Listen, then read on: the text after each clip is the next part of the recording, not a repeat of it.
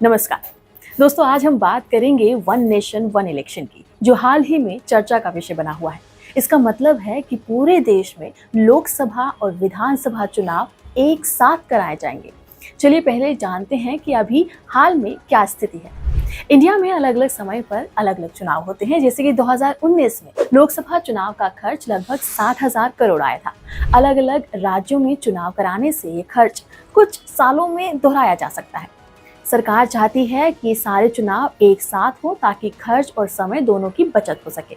लेकिन क्या ये इतना आसान है और इससे हमारी डेमोक्रेसी पर क्या असर पड़ेगा? आइए समझते हैं कि वन नेशन वन इलेक्शन आखिर है क्या। वन नेशन वन इलेक्शन का मतलब है पूरे देश में एक साथ चुनाव हो, वो भी हर 5 साल में। ऐसा नहीं है कि ये कंसेप्ट बिल्कुल नया है। 1951 से 1967 तक भारत में एक साथ चुनाव होते थे, लेकिन 1960 के दशक के आखिर में कुछ राज्यों की सरकारें और केंद्र सरकार समय से पहले ही भंग हो गई, जिससे ये प्रक्रिया असंतुलित सी हो गई। कई दूसरे देशों में भी एक साथ चुनाव कराए जाते थे, जैसे कि साउथ अफ्रीका में भी जो नेशनल और प्रोविंशियल इलेक्शंस है वो एक साथ होते थे। इस तरीके से स्वीडन में भी नेशनल और लोकल इलेक्शंस को अलाइन किया गया था। इससे वोटर पार्टिसिपेशन भी बढ़ता है और खर्च कम होता है। अब सवाल ये उठता है कि इस प्रपोजल की आखिर जरूरत क्यों पड़ी?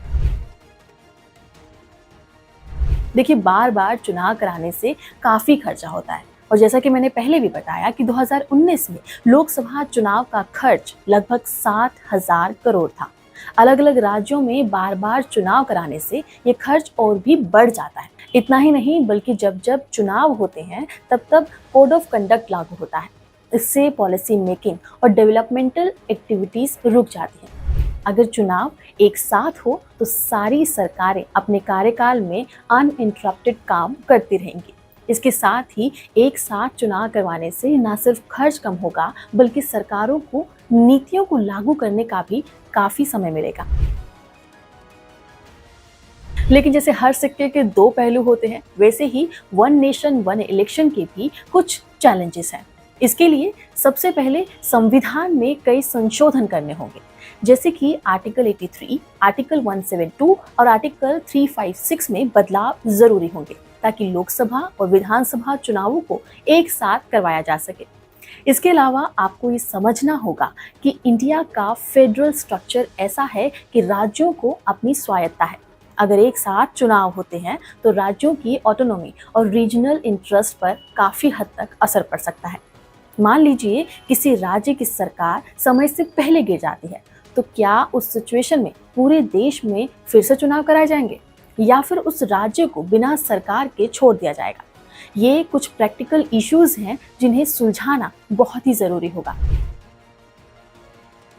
तो चलिए अब बात करते हैं हालिया डेवलपमेंट्स की। हाल ही में पूर्व राष्ट्रपति रामनाथ कोविंद की अध्यक्षता वाली समिति ने वन नेशन वन इलेक्शन पर अपनी रिपोर्ट प्रस्तुत की थी। इस रिपोर्ट में चुनावों को अलाइन करने के लिए सुझाव दिए गए थे। केंद्रीय मंत्रिमंडल ने इस प्रपोजल को मंजूरी दी है और इसे संसद में आगामी सत्र में पेश करने की योजना भी बताई है। इसे 2 चरणों में लागू करने की बात कही जा रही है। पहले चरण में लोकसभा और विधानसभा चुनाव और फिर 100 दिनों में लोकल बॉडी के इलेक्शंस करवाए जाएंगे। चलिए अब मैं आपको बताती हूँ कि वन नेशन वन इलेक्शन का भारत में भविष्य क्या हो सकता है। देखिए, अगर इसे सफलतापूर्वक यानी कि सक्सेसफुली इम्प्लीमेंट किया जाता है तो इससे भारत में इलेक्शन प्रोसेस स्ट्रीमलाइन हो जाएगा। एक अनुमान के अनुसार अगर एक साथ चुनाव होते हैं तो सरकार की एडमिनिस्ट्रेटिव एफिशिएंसी में लगभग 30% तक सुधार हो सकता है।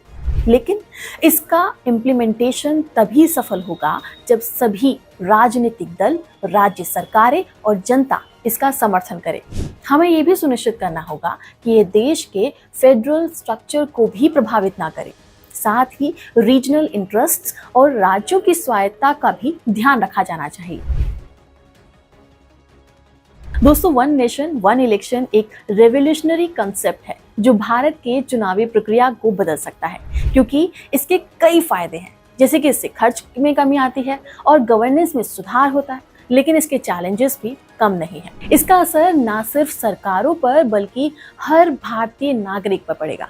हमें देखना होगा कि क्या ये कदम हमारे लोकतंत्र को मजबूत करेगा या नई चुनौतियां फिर से खड़ी कर देगा।